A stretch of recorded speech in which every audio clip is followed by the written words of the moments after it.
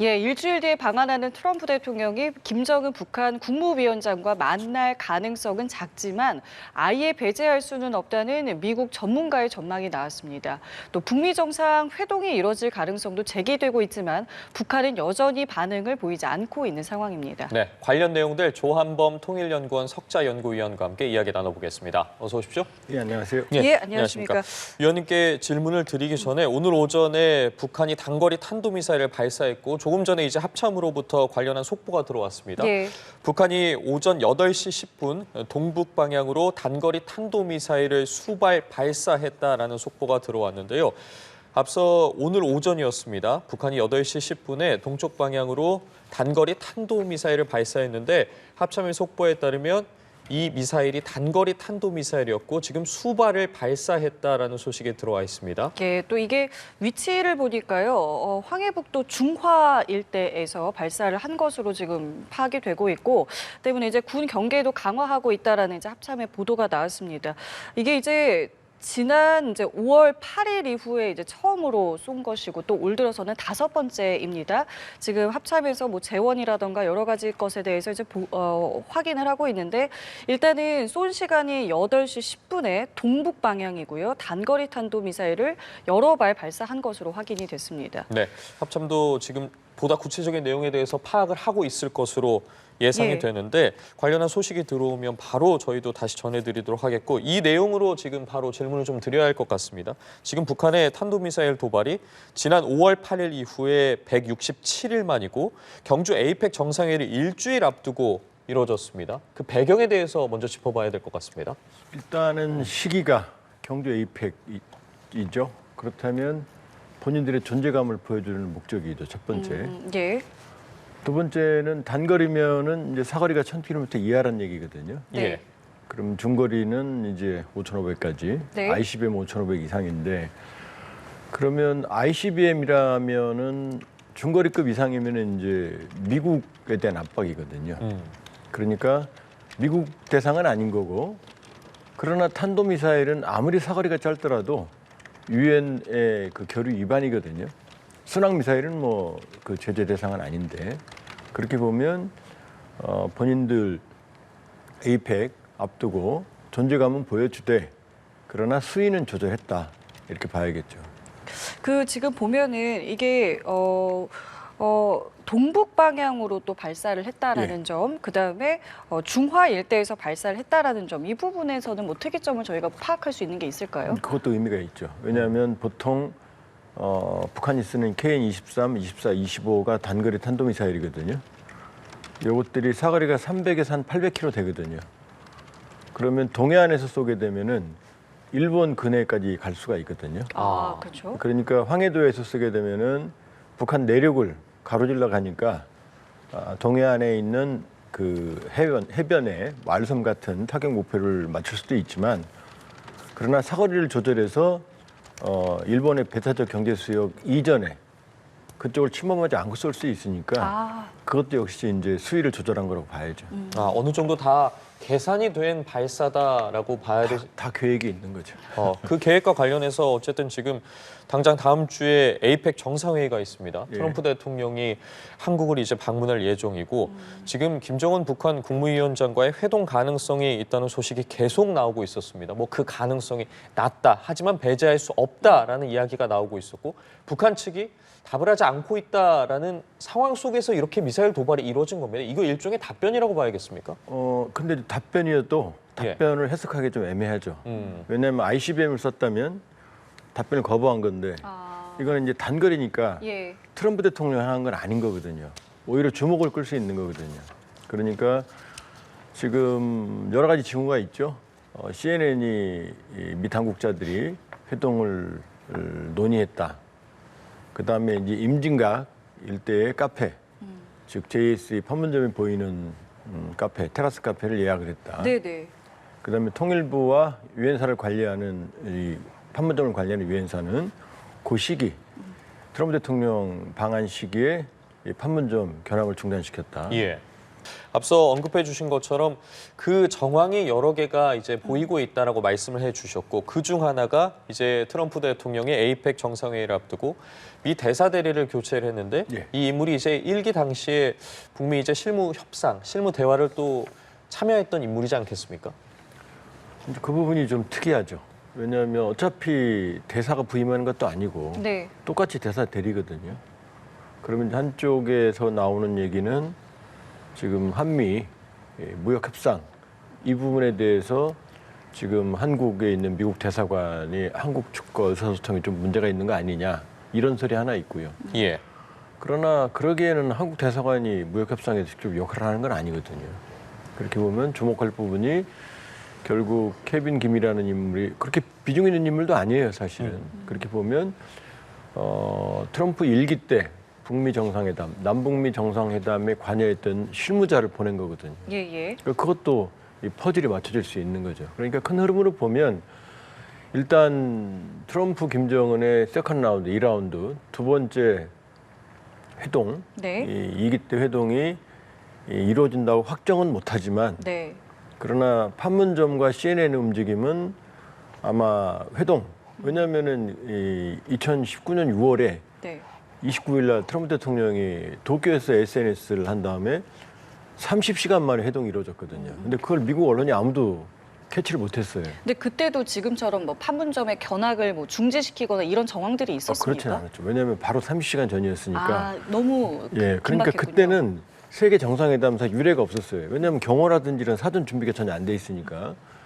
그러니까 이미 유엔사나 CNN은 그 가능성을 배제하지 않기 때문에 유사시에 대비하는 것 같고 여기에 이제 케빈 김까지 더해지니까 아, 지금 가능성은 높지는 않으나 배제할 수 없다. 여기 답인 것 같아요.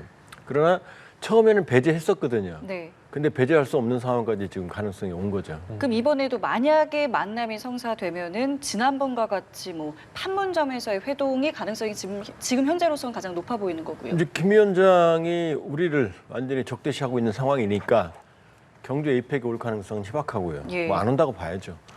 근데 또 하나가 가능성이 있는 거는 원산 갈마 해양관광단지입니다. 여기는 북한 정권으로서는 지금 심혈을 기울이고 있고 어떻게든 이걸 살리려고 하루 동시 숙박 인원이 2만 명이거든요. 그러니까 저게 활성화가 안 된다고 그러면 김정은 정권은 상처가 너무 크거든요. 그 트럼프 대통령이 만약에 원산 갈마에 와준다고 그러면 또 일기 때 트럼프 대통령이 그런 말 한 적이 있거든요. 북한이 아름다운 해변이 있다고. 또 부동산 업자잖아요, 관광. 그러니까 만일에 트럼프 대통령이 원산을 가주면 김 위원장으로서는 뭐 정말로 횡재를 한 거고 그러면 트럼프 대통령이 대가를 받을 수 있거든요. 그러니까 원산 갈마도 가능하다. 또 하나 가능성은 높진 않지만 블라디보스톡. 아, 왜냐하면 예. 지금 트럼프 대통령이 그 러우 전쟁을 중재하잖아요. 네. 휴전을. 그리고 푸틴이 알래스카 왔거든요. 그럼 거꾸로 블라디보스톡 갈 수 있죠. 김정은 위원장도 블라디보스톡은 맨날 다니는 데니까. 그리고 미국 전문가가 얘기했던 베이징은 아닐 것 같다. 왜냐하면 시진핑 트럼프 대통령이 지금 사이가 안 좋은데 둘 사이도 안 좋은데 베이징까지 가기는 어렵죠. 지금 말씀해 주신 예. 것처럼 어쨌든 그 가능성은 계속해서 열려 있는 상황인데 결국에는 그렇다면 북한이 어떠한 방식으로 답을 해야 이게 명확해질 텐데 미국 측에서 계속해서 이야기가 나왔지만 북한에서 어쨌든 직접적인 언급은 없는 상태에서 오늘 이제 오전에 단거리 탄도미사일을 발사했고 그 부분에 대해서 거절의 의미는 아니다라고까지 해석을 해 주셨는데 예. 그렇다면 이제 북한이 계속해서 직접적으로 말하지 않는 건 이거는 의도된 거라고 봐야 됩니까? 일련의 앞으로 계속해서 무언가의 발언을 내놓을 가능성은 배제할 수 없다고 봐야겠습니까? 그러니까 2019년 6월 회동을 보면 트럼프 대통령이 SNS로 만나자고 그랬고 트럼프 대통령이 나중에 회고를 보면 10분 뒤에 바로 김정은 위원장한테 전화가 왔다고 그랬거든요. 한 라인이 있으니까. 예. 그러니까 지금부터 시간은 아직 에이펙까지 거의 뭐 한 10일 가까이 남지 않았어요. 그러니까는 지금의 행동은 여러 가지로 해석이 가능하다. 도발이니까 아니다라고 볼 수도 있지만 나 여기 있다라는 존재감. 그다음에 트럼프 대통령이 향한 건 아니거든요. 거기다 여러 가지를 보면 수위를 조절하는 흔적이 역력하거든요. 그러니까 이거는 오히려 대화 의지가 있다는 걸로 볼 수 있거든요. 가장 중요한 게 21일 날, 9월 21일 날 최고인민회의 김정은 위원장 연설인데 거기서 트럼프 대통령과 좋은 추억이 있다고 말했거든요. 예. 근데 좋은 추억 없거든요. 왜냐하면 하노이에서 결렬됐고 그다음에 2019년 6월에도 트럼프 대통령이 트윗했지만 웃으면서 나갔지만은 선거는 없었거든요. 근데 그걸 좋은 추억이라고 말한다는 얘기는 만나겠다는 얘기거든요. 거기다가 트럼프 대통령은 지금 이번에 노벨상 못한 거에 대해 유감이 크거든요. 그건 작년 거라고. 그러면 지금 러우 전쟁은 어쨌든 휴전으로 가게 될 겁니다. 시간이 예. 걸려도. 그다음에 중동은 거의 끝나가고 있고 여기서 이제 북한 문제에만 어느 정도 물꼬를 트면 사실 트럼프 대통령 뭐 누가 뭐래도 노벨 평화상 탈 자격은 되거든요. 왜냐하면 노벨 평화상이라는 게 국가 간의 우호 중대, 그다음에 군축, 평화 이 세 가지 기준에 이게 다 들어가거든요. 그러니까 트럼프 대통령은 뭐 왜 그러는지 모르겠는데 그 평화상에 집착을 하는 인물이기 때문에 그걸 받으려면 마지막 퍼즐이 북한인 거죠. 그럼 어떻게든 만나려고 하겠죠. 그럼 그 말을 반대로 하자면 지금 만나고 싶은 사람은 오히려 미국이라고 생각을 하면 되는 건가요? 그러니까 북한이 오히려 키를 가지고 있다. 이렇게까지 해석해 볼 수 있는 겁니까? 저는 그렇게 보진 않아요. 그러니까 트럼프 대통령은 만나면 좋은 거지만 김정은 위원장은 반드시 만나야 됩니다. 아, 오히려 그럼 지금 급한 예. 거는 북한입니까? 왜냐하면 북러 밀착을 하고 군사동맹까지 갔지만 예. 지금 북한 경제는 지난해 봄에 1달러당 한 9천 원 했거든요. 지난 주말 보니까 4만 원이에요. 4만 원이요? 예. 3만 원, 4만 원 왔다 갔다 합니다. 그다음에 북중 관계 개선되지만 경제에 온기는 없어요. 그러니까 우리가 발표한 한국은행 발표로 보면은 북한 경제가 3 내지 4% 성장을 해요, 매년. 근데 그거는 국가 투자예요. 그러니까 아파트 짓고 지방 건설하고. 근데 일반적인 민생 경제는 거의 바닥이거든요. 북한 수출의 95%가 지금 제재거든요. 미국과의 관계 개선 없이는 미래가 없어요. 근데 북중 북러 오히려 갖고 되지 않아요. 중국이랑 러시아랑 좀 가까워진 것도 있잖아요. 근데 그거는 그렇게 경제에는 큰 영향이 없다고 보면 그거는 되겠습니까? 그냥 가뭄에 소나기 정도 오는 거고 완전히 해결이 되려면 미국과의 문제를 해결해야 되는 거거든요. 그건 김일성도 김정일도 김정은도 마찬가지예요. 그러니까 아닌 척하지만 사실은 김정은 정권은 반드시 트럼프 대통령과 바이든 정부 때 기대를 했지만 아무 성과 없었거든요. 예. 근데 트럼프 대통령식의 파격적인 방식에 김정은이 오히려 더 기대를 걸고 있다고 봐야죠. 지금 여러 가지 키워드에 대해서 짚어주셨는데 뭐 경제도 말씀해 주셨고 지금 계속해서 북한 입장에서 이야기하고 있는 비핵화 집념을 버려라라는 부분이지 않겠습니까? 이 부분에 대해서는 좀 어떻게 지금 상황에서 바라봐야겠습니까? 거기도 합의가 가능해요. 의외로. 왜냐하면 지금 이재명 대통령 예. 발언에 주목을 해야 되거든요. 지금 미국 가기 전에 요미우리 신문하고 인터뷰할 때 고천울 때 이런 말씀을 하셨거든요. 3단계론. 동결, 이제 개발을 중단한다는 거거든요. 중단하고 동결하고는 같은 말이에요. 동결, 그다음에 단기적 비핵화, 그다음에 마지막에 완전한 비핵화, 3단계론. 그 입구가 동결이거든요.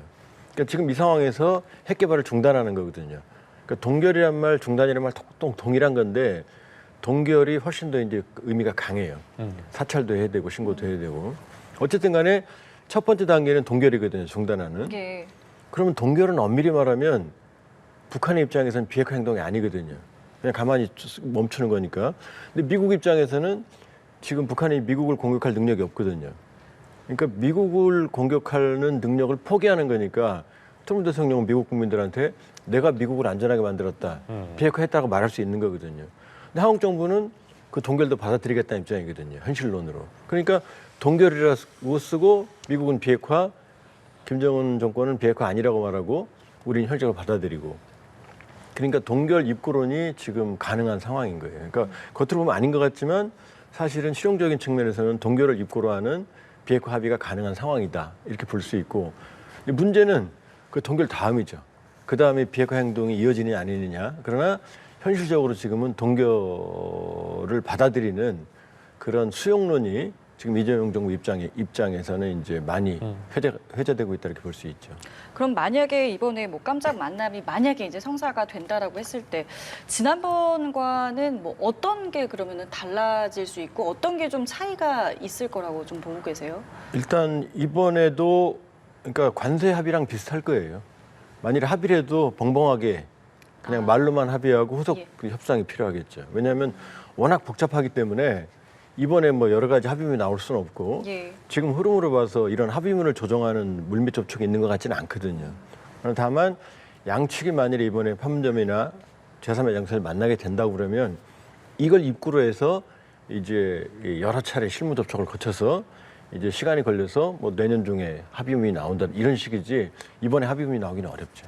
알겠습니다. 상황이 좀 어떻게 흘러갈지 계속해서 실시간으로 지켜봐야 할 것 같은데 주제를 좀 넘겨보도록 하겠습니다. 이번 캄보디아 범죄 사태에 대해서도 좀 질문을 드려볼 텐데 캄보디아 지금 현지 범죄에 연루돼서 국내로 송환된 범죄 피의자 가운데 구속영장이 청구된 모두가 지금 그대로 구속이 됐습니다. 구속된 이들 지금 이미 그 범죄 조직이 하부 조직원으로서 뭐 수뇌부들은 다 이동을 했다라는 이야기들이 나오고 있는데 국제적으로 공조가 좀 필요한 상황인 것 같은데 속도전으로 나가야 될 것 같습니다. 지금 속도전도 중요하고 예. 강력한 국제적 공조도 필요하지만 이건 이제 중국 자본이 1대1로 이런 걸 통해서 세계로 퍼져나가면서 동남아시아가 주요 무대가 됐고 그러니까 중국 자본이 깔리면서 이 중국 자본이 그 현지의 정권 그러니까 장기 독재나 부정부패 예. 결탁이 돼서 일종의 판이 마련됐는데 여기에 중국 자본의 사행산업, 카지노라든지 도박 이런 산업이 자리를 잡았고 그러니까 21세기형 차이나타운이 만들어지고 여기에 중국의 범죄 조직 그다음에 해당 국가의 범죄 조직 내지는 비호 세력 정권까지 사실은요. 그다음에 이제 각 국가 한국을 포함해서 여기에 있는 이제 또 범죄 조직이 같이 연결된 거예요. 그러니까 지금 캄보디아만 보는데 캄보디아보다 사실은 라오스나 그다음에 미얀마 같은 데가 예. 더 심해요. 예를 들면 라오스는 그 GTSEG라고 그래서 골든 트라이앵글 북부 쪽에 SEG 스페셜 이코노믹 존이 만들어졌어요. 여기에는 지금 무려 400여 개 이상의 불법 콜센터가 있는 걸로 알려져 있거든요. 그러니까 지금 캄보디아만 자꾸 보는데 이동하는 게 아니고 원래 거기 더 있어요. 근데 캄보디아가 지금 사건이 터진 거죠. 그럼 여기에 그러면 나머지 동남아시아가 안전하느냐? 아니죠. 뭐 말레이시아, 뭐 태국, 베트남 이런 데들도 다 연결돼 있거든요. 예. 그러니까 강력한 국제 공동망이 형성이 돼야 되고 더 중요한 게 뭐냐면은 그 각국의 독재 정권 비호하는 범죄 조직을 비호하는 정권 차원에서도 압박을 가해야 돼요. 그러기 위해서는 사실 지금 우리나라에서는 일단은 지금 뭐 캄보디아 경찰과 뭔가 이제 공조를 계속 하고 있습니다. 말씀하신 것처럼 이게 비단 이제 캄보디아의 문제가 아니게 동남아 전체적으로 이제 좀 뻗어 나가 있다면은 우리는 어디서부터 좀 접근을 해야 되는 겁니까? 일단은 캄보디아지만 예. 지금 나머지 국가들 제일 심한 데가 미얀마, 라오스, 캄보디아 세 군데거든요. 네네. 여기도 집중적으로 지금 관심을 가져야 돼요. 캄보디아만 보니까 지금 캄보디아에 있는 조직이 딴 데로 옮겨가는 게 아니고 거기 다 조직이 원래 있어요. 연계돼 있어요. 그러니까 그쪽 조직도 지금 파헤쳐야 되는 거고 지금 경찰 간의 공조도 해야 되지만 또 캄보디아 경찰뿐만 아니라 그쪽 네. 사업체가 상당히 부패해 있거든요. 그러니까 당국 차원에서 압박을 해야 되는 거고 따라서 해당 국가의 정권 차원에 대한 압박도 같이 해야 된다. 사법 공조도 해야 된다. 그다음에 캄보디아뿐만 아니라 관련 있는 많은 국가들에 대해서 주의를 기울여야 된다 이렇게 볼 수 있죠. 예, 알겠습니다. 오늘 북한의 탄도미사일 도발 등 관련해서 조한범 통일연구원 석자연구위원과 이야기 나눠봤습니다. 말씀 여기까지 듣겠습니다. 고맙습니다. 감사합니다.